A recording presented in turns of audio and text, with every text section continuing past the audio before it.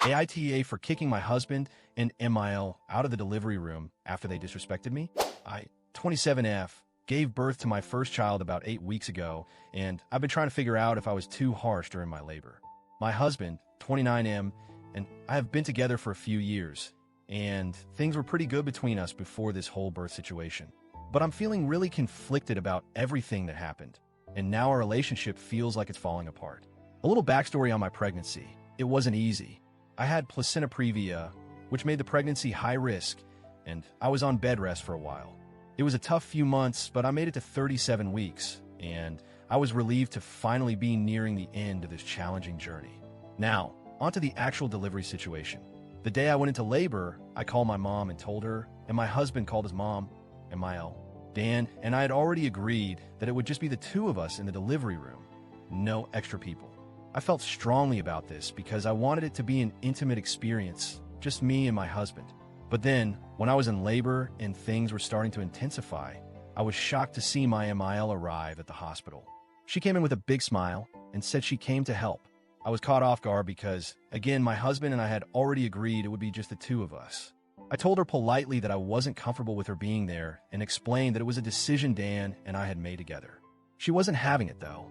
She said she'd traveled all this way, so it would be rude to make her leave. At that point, I called my mom to come to the hospital because there's a rule at the hospital limiting the number of people allowed in the delivery room to 2. I figured if I had to have one extra person in the room, I'd rather have my mom there. When my mom arrived, I spoke with the nurses and told them that only my husband and my mom would be allowed in the room. That way, there would be no confusion or arguing about it. My MIL absolutely lost it. She started saying I was excluding her from the birth of her grandchild and accused me of being selfish. She said she'd always wanted to witness a birth, especially her son's child, and I was taking that moment away from her. She made a huge scene, and I was feeling so stressed and overwhelmed. My mom, tried to avoid further conflict, said she would sit in the waiting room and pray for us while MIL stayed in the room. But this is where it started to get really messy. As my labor progressed, things were getting more intense. I was doing everything I could to stay calm, but then I saw my husband, Dan, holding his phone and recording me. He was filming me while I was in labor, which completely threw me off. I calmly asked him to stop and told him that I wasn't comfortable being recorded. He didn't listen and kept filming, even when the nurse came in to check how dilated I was. I told him again that this wasn't okay with me, and he responded by saying, "Since my mom can't be here, I'll record everything for her so she won't feel left out." I was livid. I felt humiliated and violated. When it came time for me to start pushing, Dan was still recording me with his phone. It was invasive, and I couldn't handle it anymore. I told the nurse to take his phone away and stop any filming, but he said I was ruining the moment. I finally snapped and screamed at him to get out of the room. He wasn't respecting my boundaries, and I was done. A nurse escorted Dan out of the room, and I felt an overwhelming sense of relief. I wasn't going to let anyone disrespect me in such a vulnerable moment. Fast forward to after the birth. When I was moved to recovery, Dan still hadn't shown up. He didn't come for hours, even though I kept calling him. When he finally arrived, he was furious. He said I was selfish for kicking him and his mom out of the delivery room and that I had excluded him from the birth of his son. He was hurt, and so was his mom. They both felt like I ruined their moment of witnessing their grandchild being born.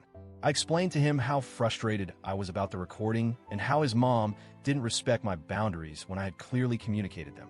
He didn't seem to care and instead focused on how hurt he was about being excluded. It felt like he wasn't understanding my perspective at all. To make matters worse, Dan hasn't been coming around much. I'm currently staying in my parents' house because when we were discharged from the hospital, he didn't even bother to pick us up. It's been a few weeks, and he hasn't even bothered to check in on me or our son. He's tried to get our son to sleep over at his house, but I'm exclusively breastfeeding and I don't want him to get used to the bottle. I've tried talking to him about moving back into our house, but he says there's a lot we need to work through first. Here's the thing, my dad went over to the house to talk to Dan man to man, but when he got there, Dan wasn't even home. At this point, I feel so hurt and unsupported. Before all of this, Dan was a pretty decent husband, and I thought we were a team. But right now, it feels like he's choosing his mom's feelings over mine, and that's not okay with me. I'm just feeling really lost. I'm not sure if I'm being unreasonable.